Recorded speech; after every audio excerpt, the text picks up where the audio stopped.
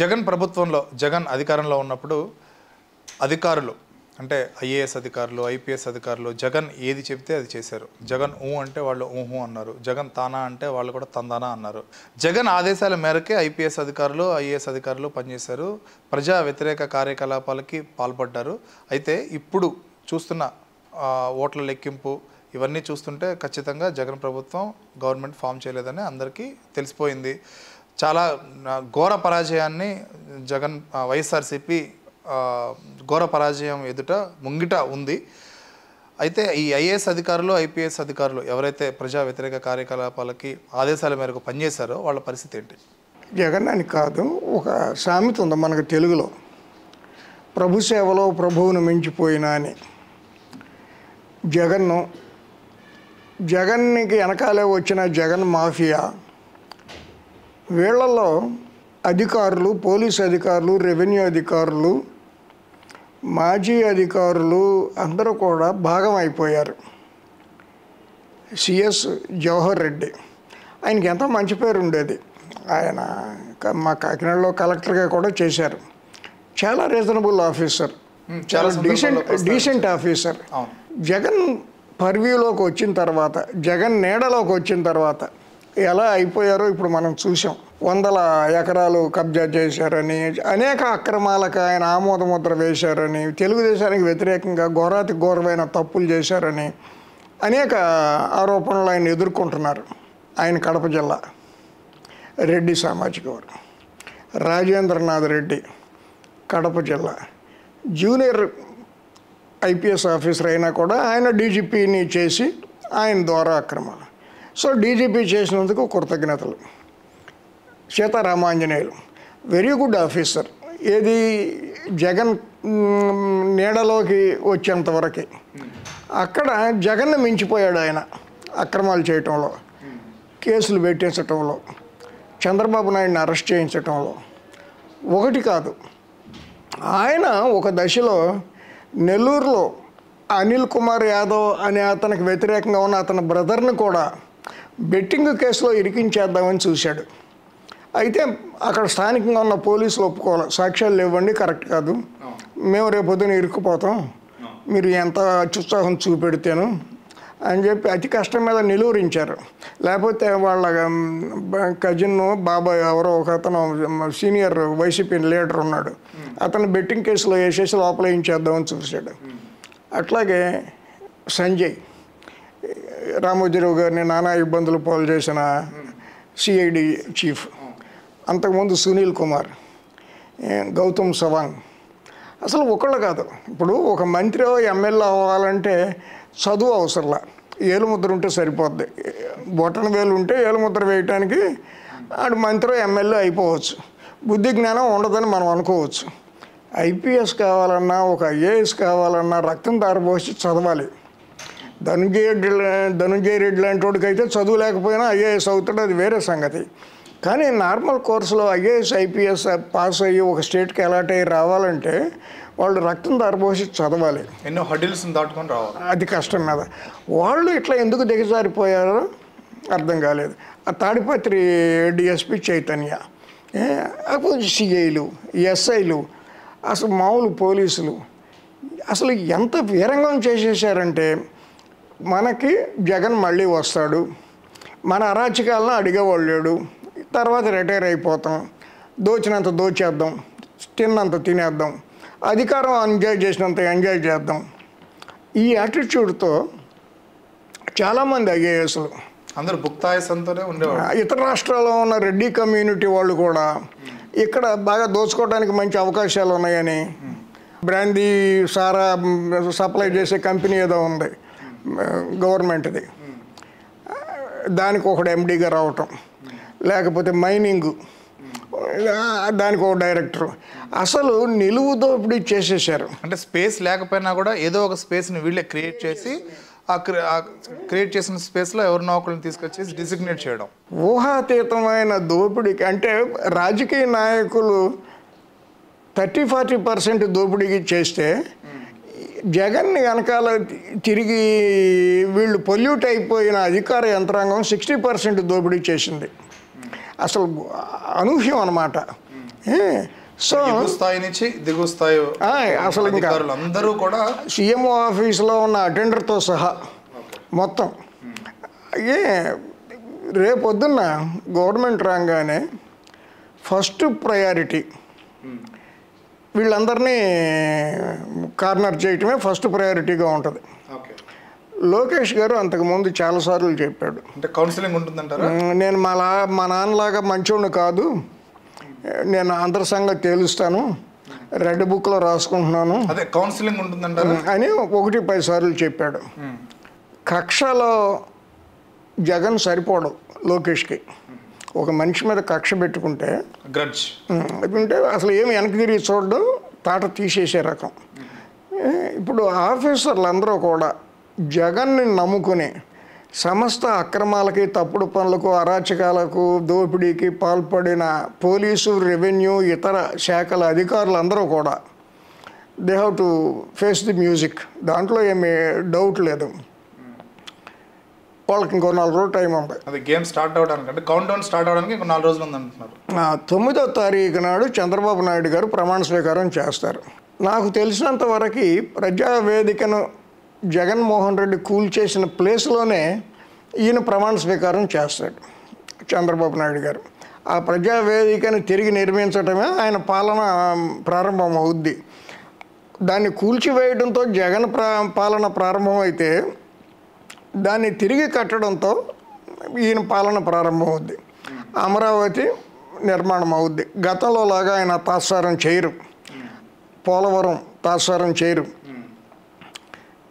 అసలు ఈ 5 ఏళ్లలో ఒక కొత్త రకమైన అట్మాస్ఫియర్ని మనం చూస్తాం. చాలా పకడ్బందీగా ఉంటుంది. ఇంకోటి ఏంటంటే గతంలో ఈయనకి 23 సీట్లు వచ్చి ఓడిపోతే జగన్ ప్రభుత్వాన్ని విమర్శించడానికి తెలుగుదేశంలో చాలామంది మనుషులు ఉన్నారు, నాయకులు ఉన్నారు. వివిధ స్థాయిల్లో చాలామంది విమర్శించారు. వాళ్ళు వృత్తిరీత్యా రాజకీయ నాయకులు కాబట్టి. దీంట్లో వృత్తిరీత్యా రాజకీయ నాయకులు ఎవరు లేరు, అంతా అమ్మ బాపతో. ఇప్పుడు తాజా ఫలితాలను మనం పరిశీలించినట్లయితే 15 సీట్లు అసెంబ్లీ స్థానాలు వైఎస్ఆర్సీపీ ఆధిక్యంలో ఉంది, గెలుచుకోబోతుంది. రేపు ఈ 15 సీట్లు ఎక్కడైతే గెలుచుకోబోతుందో వాళ్ళు కూడా టీడీపీలోకి వచ్చే అవకాశం ఏమన్నా ఉంది? మొహమాటమే ఉంది. ఒకవేళ ఈయన తీసుకుంటే కనుక దీన్ని బట్టి చూస్తే వైఎస్ఆర్సీపీ కంప్లీట్గా ఖాళీ అవ్వబోతుంది. అసెంబ్లీలో వైఎస్ఆర్సీపీ అనేది ఏమీ ఉండదు. జగన్ ప్రతిపక్ష హోదా ఎలాగో కోల్పోతుంది. ప్రతిపక్ష హోదా ఉండదు. ఒకటి, జగన్ గారు మరి పార్టీ మారలేరు, ఆయనే ఆ పార్టీకి అధ్యక్షుడు కాబట్టి ఆయన పార్టీలోకి మారలేరు. ఆ పార్టీ తరఫున గెలిచిన మిగిలిన 14 మందిలో 10 మంది మారిపోతే ఆశ్చర్యం లేదు. కాకపోతే వీళ్ళు తీసుకోవడానికి వీళ్ళకి అవసరం లేదు. ఇప్పుడు షర్మిల కాంగ్రెస్ అధ్యక్షురాలు, రాష్ట్ర అధ్యక్షురాలు ఉండి పోటీ చేశారు కదా. సో తన ప్రచారంలో భాగంగా ఇంటి గుట్టు పెరుమాళ్ళకి ఎరుక అన్నట్టుగా వాళ్ళ ఇంటి రాజకీయాలన్నీ కూడా షర్మిలకు కూడా కొద్దో గొప్ప తెలుసు, చాలా అదనే తెలుసు. కొద్దో గొప్ప అనే దానికన్నా కూడా బయట ఉండి చూసి విమర్శించే వాళ్ళు, లోపల ఉండి అనుభవంతో విమర్శించే వాళ్ళకి చాలా తేడా ఉంటుంది. షర్మిలకి జగన్కి ఎంత తెలుసు, షర్మిలకి ఎంత తెలుసు, షర్మిలకి ఎంత తెలుసు, అవినాష్ రెడ్డికి అంతే తెలుసు, భారతికి కూడా అంతే తెలుసు. చంద్రబాబు నాయుడు గారు గెలవటం వల్ల, మాసివ్గా గెలవటం వల్ల, మామూలుగా గెలవటం కాదు, అంటే ఇంటి తగాదాలు చెప్తాను, ఒక్కొక్కటి చెప్తా. ఇంత భారీగా గెలవటం వల్ల వనగూడే ప్రయోజనాలు ఏంటంటే, టీటీడీ ఈవోగా ముందు ధర్మారెడ్డి ఉండడు. ఓకే, ఒక regular IAS officer, senior IAS officer ఎవరో వస్తారు. టీటీడీ బోర్డు అనేది ఉండదు. కరుణాకర్ రెడ్డి రిజైన్ చేస్తాడు. బహుశా వాళ్ళ అబ్బాయి కూడా మరి ఓడిపోయాడో గెలిచాడో. నేను టీటీడీ బోర్డు ఎందుకు ఉండదు అంటారు? టీటీడీ బోర్డు ఎందుకు ఉండదు? ఎందుకు ఉండదు అంటే బోర్డు ఉంటుంది, బోర్డులో సభ్యులు ఉండరు. అదే టీటీడీ బోర్డు ఉంటుంది, బోర్డు ఉంటుంది, సభ్యులు ఉండరు. ఎందుకంటే ఇదంతా జగన్ గ్యాంగ్ సభ్యులు కదా, ఉండరు. ముఠా ప్రజలకి అది మొదటి ఉపయోగం. అమరావతి 3 రాజధానులు అనే మాట శబ్దం వినపడదు. అమరావతి రాజధాని అనేది అదొకటి ప్రజలకు సంబంధించినంత వరకు అదొక గొప్ప ఉపశమనం, గొప్ప రిలీఫ్. పోలవరం అనేది తొందరగా కొద్ది నెలల దూరంలోనే ఉంటుంది. తాత్సారం అదొకటి గొప్ప ప్రయోజనం. ఈ 5 ఏళ్ల కాలంలో అక్రమాలకు, సమస్త అక్రమాలకు, అరాచకాలకు, ఘోరాలకు, నేరాలకు పాల్పడిన గ్యాంగ్ అంతా గుహల్లో దాక్కోవాలి, లేదంటే పారిపోవాలి, రాష్ట్రం వదిలి వెళ్ళిపోవాలి. అది ఆ మేరకు అది ప్రజలకు గొప్ప రిలీఫ్. అంటే గవర్నమెంట్ నుంచి ఎటువంటి ఒక విలేజ్ ఉందనుకోండి, ఆ విలేజ్లో వైసీపీ తరఫున అక్రమాలు చేసిన వాడు ఎవడనేది విలేజర్స్ అందరికీ తెలుస్తుంది. నువ్వు ఊరు వదిలిపెట్టి వెళ్ళిపోతావు, నీ ఇల్లు కిరసనాయలు పోసి తగలబెట్టమనే పరిస్థితి వస్తుంది. గ్రామాన లోకల్ ప్రజలకు తెలుసుగా ఎవడ అరాచకాలు చేశాడు. ఇప్పుడు దాకా ఏ ఎస్ఐలు, సిఐలు వీళ్ళ మాట వింటున్నారో వాళ్ళే వీళ్ళని లోపలికి తీసుకెళ్ళి తన్నీరు కొట్టేస్తారు, లేకపోతే కొత్త గవర్నమెంట్తో పేచి వస్తుందని. సో రాష్ట్రానికి అన్ని విధాలుగా ఒక రిలీఫ్ వచ్చింది. ఈ 14, 15, 16 మందిలో ఒక 2, 3 ఏమన్నా ఆగుతారేమో కానీ మిగిలిన 10 మంది తెల్ల జెండా ఎత్తేస్తారు, బాబు మమ్మల్ని చేర్చుకుంటే వచ్చేస్తామని. జంపింగ్ జాక్స్ ఉన్నారు. కానీ వీళ్ళేంటంటే వీళ్ళకి ఎక్కువైపోయింది మెజారిటీ, ఇంకెందుకు చేర్చుకుని. తర్వాత కిందసారి కూడా చంద్రబాబు నాయుడు వాళ్ళు చేర్చుకుంటారా చేర్చుకోరా అనేది పక్కన పెట్టేస్తే వెళ్ళాలనుకున్న వాళ్ళు ఖచ్చితంగా వెళ్తారు కదా, అలా వెళ్ళే వాళ్ళు ఉంటారా? అలా ఉన్నప్పుడు వైఎస్ఆర్సీపీ దుకాణం అంటే కిందసారి చంద్రబాబు నాయుడు వైసీపీకి చెందిన 23 మంది ఎమ్మెల్యేలను చేర్చుకున్నారు. ఎందుకంటే అంతకుముందు జగన్ కవించాడు, నీ గవర్నమెంట్లోంచి మనుషులను కొంటున్నాను, నువ్వు ఎలా పరిపాలిస్తావో చూస్తాను అని చెప్పి చంద్రబాబుకి సవాలు విసిరాడు. నువ్వు విసిరేదంటే సవాలు నేనే కొని అవతల బారేస్తానని చెప్పి టపా ఈయన లాక్కొచ్చి అవతలకు పోయాడు. అది చాలా పెద్ద ఇష్యూ చేశాడు. 23 మందిని నా దగ్గర కొనుక్కుంటే దేవుడు స్క్రిప్ట్ 23 ఇచ్చాడు, 3 ఎంపీలను కొనుక్కుంటే 3 ఎంపీలనే ఇచ్చాడు అని ఆయన కొంచెం హేళన చేశాడు. ఈసారి చంద్రబాబు అటువంటి తప్పు చేస్తాడని నేనైతే అనుకోను. ఎందుకంటే 88 ఉంటే మెజారిటీ, ఈ ఒక 12, ఒక 30, 50 సీట్లు ఎక్కువ ఉన్నాయి. ఏది ఆయన ఒక్కడికే. జనసేన, బీజేపీ కూడా కలుపుకుంటే ఇంకా చాలా ఎక్కువ ఉన్నట్టు. అవసరమేముంది? కాకపోతే ఒకటి జరగవచ్చు, వీళ్ళు అసెంబ్లీ రావడానికి సిగ్గుపడి ఇప్పుడు వైసీపీ తరఫున గెలిచిన వాళ్ళలో జగనమే ఎడితిరిగి రాడు, అసెంబ్లీకి వచ్చి కూర్చోడు. ఎందుకంటారు? తెలుగుదేశాన్ని, చంద్రబాబు నాయుడిని, లోకేష్ని అందరినీ హెకిల్ చేశాడు. ఎంత హెకిల్ చేసినా ఇప్పుడు ప్రజలు ఆయనకి పట్టం కట్టారు, ఆయన నెగ్గించారు. ఆయన అసెంబ్లీ స్థానం ఏదైతే ఉందో అక్కడి నుంచి పోటీ చేశారు, ప్రజలందరూ ఆయనకే మెగ్గు చూపారు, గెలిచాడు. ఆయన అసెంబ్లీకి వెళ్ళాలి, ప్రజా సమస్యలని అక్కడ.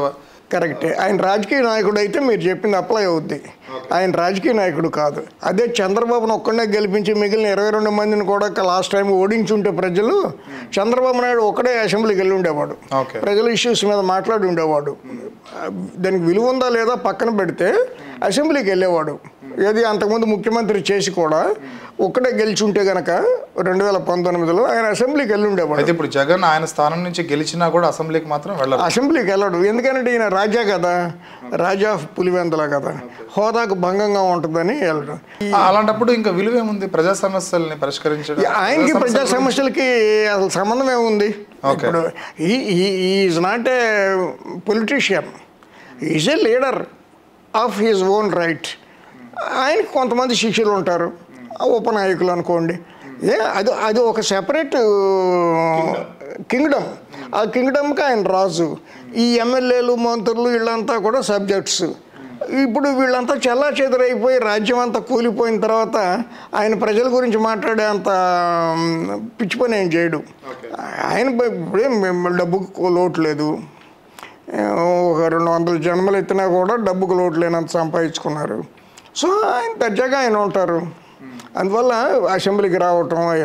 మిగిలిన ఒక 10 మంది ఎమ్మెల్యేలు ఏం చేయొచ్చు అంటే, మేము అసెంబ్లీకి రాలేములే, ఈ ఊళ్ళో కూడా జనం కూడా బతకనివ్వరు, అందుకని రిజైన్ చేసేసి కొంతకాలం పబ్లిక్ లైఫ్కి దూరంగా ఉంటారని నేను అనుకుంటున్నాను. 2029లో వచ్చినప్పుడు చూద్దాంలే, అప్పుడు ఏ పార్టీ సింగ్లో ఉందో. ఇప్పుడు మనం అసెంబ్లీకి వెళ్ళి పీకేది కూడా ఏం లేదు. 19 మంది గన్మెన్లు కూడా సరిగ్గా ఎవరు, గన్మెన్లు కూడా మాట్లాడగా ఇప్పుడు. అందుకని రాజీనామా చేసేస్తే బై ఎలక్షన్స్ వస్తాయి, వస్తే వీళ్ళు తప్ప ఇంకెవడు పోటీ చేయడానికి ఉండని క్యాండిడేట్లు అయి ఉంటారు వీళ్ళు. అందుకని బై ఎలక్షన్లు వచ్చినా రాకపోయినా మనం కొద్దిగా రిజైన్ చేసి ప్రశాంతంగా ఉంటే చంద్రబాబుతో తలకాయ నొప్పులు ఉండవు. ఇప్పుడు ఇమీడియట్గా లోకేష్తో తలకాయ నొప్పులు ఉండవు. ఈ న్యూషన్స్ మనకు దేనికి అని చెప్పి రిజైన్ చేస్తారు నేను అని ఎక్స్పెక్ట్ చేస్తున్నాను. ఒక 10. I may not be correct, I may be correct, that is a different issue. అందువల్ల ఏంటంటే రాష్ట్రాన్ని చంద్రబాబుకి పవన్ కళ్యాణ్కి ప్రజలు అప్పగించారు. ఏం చేస్తారో చెయ్యండి అయ్యా అని. ఆ అధికారులను ఏం చేస్తారో చెయ్యండి, మురికిని క్లీన్ చేయండి, ఈ వ్యవస్థల్ని కాపాడండి, అమరావతిని కట్టండి, ఆ తిరుపతిని ఈ కబ్జా కోరల నుంచి రక్షించండి అని చెప్పి రాష్ట్రాన్ని చంద్రబాబుకు అప్పగించారు. ఆయనకి 73 ఏళ్ళు.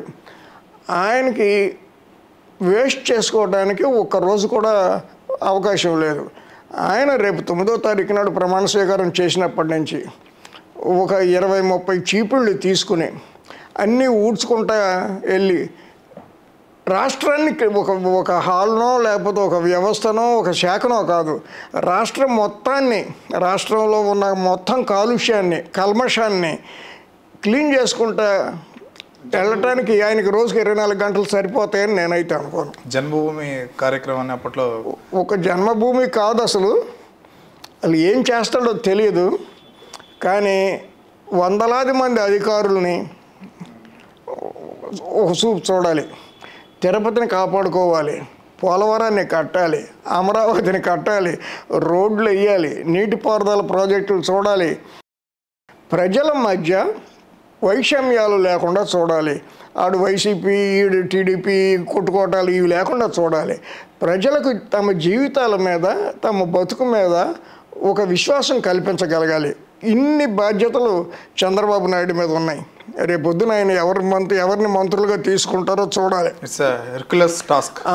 ఎవరిని డీజీపీగా పెడతారు, ఎవరిని ఇంటెలిజెన్స్ చీఫ్గా పెడతారు, ఎవరిని చీఫ్ సెక్రటరీగా పెడతారు, ఎవరిని మంత్రులుగా పెడతారో అవి తేలితే చంద్రబాబు ఈ రాష్ట్రానికి ఏం చేయగలడు అనేది మనం అంచనా వేయవచ్చు.